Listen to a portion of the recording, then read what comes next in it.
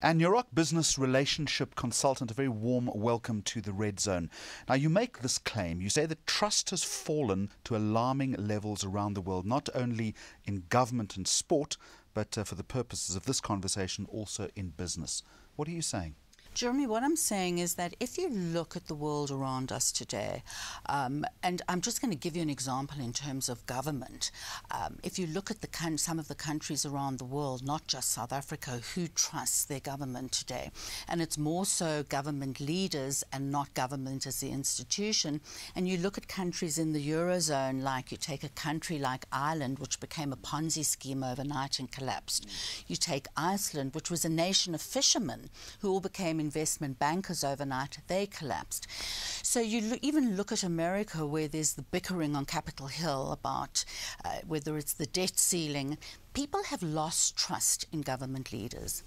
From a business perspective, in a survey that was conducted in 26 countries around the world, what they saw is that the very institution that people need to trust most, which is financial services, is actually the least trusted of all. And there's no surprise there. If you look at what has gone on with the banks in the US, in the UK, around Europe, I have to point out that this survey did exclude South Africa, and we're in a very different situation when it comes to financial services because our banks are very trusted. All right, you're painting a very gloomy picture in this regard. Before we talk about how to build trust, what is the consequence of this erosion of trust? What impact is it having on profitability, on bottom line, on return on investment? It's having a huge impact in terms of return on investment, and the impact is showing. I mean, it's shown in business results, but the whole point of having trust in a business is that today speed is the new competitive advantage. And in a company where you don't have trust, everything slows down. You have doubt, you have politics, you have people are not focusing on the things that they should focus on. In an organization where you do have trust, everything speeds up. The other thing is that in the world today, with speed being the competitive advantage and consumers having so much choice, particularly because of the internet, they look at products or they look at brands, and they're choosing brands as well based on ones that they can actually trust.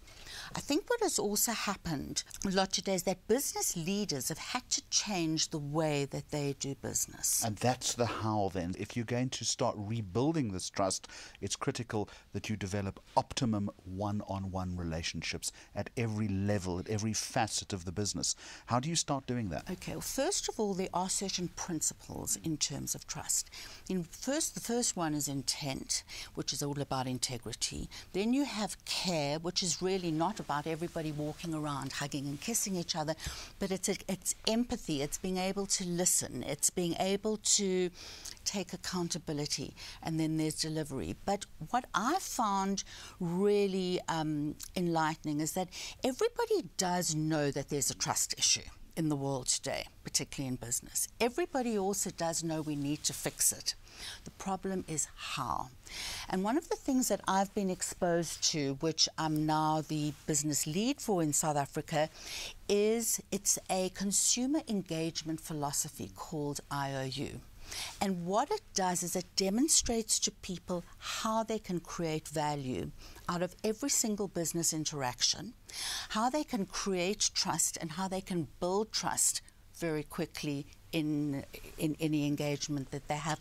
And this applies to people who are in professional services, financial services, marketing services. Anybody who's trying to sell a product or a service to somebody, we give them the tools, we give them the skills and the knowledge how to go about building this trust. And once they have adapted those principles in their business, there's got to be a measurability here. How do you know when you've either regained or achieved optimum trust? Is there a way of establishing that? There's a way of establishing it in terms, because if there is no trust in the relationship, the relationship is not going to last very long. It's really what trust does. Trust is an investment, and trust creates sustainable relationships. And that is what people need today, are relationships that are sustainable in the longer term, which then have to be based on trust. And Nurock, thank you very much indeed. Thank you, Jeremy.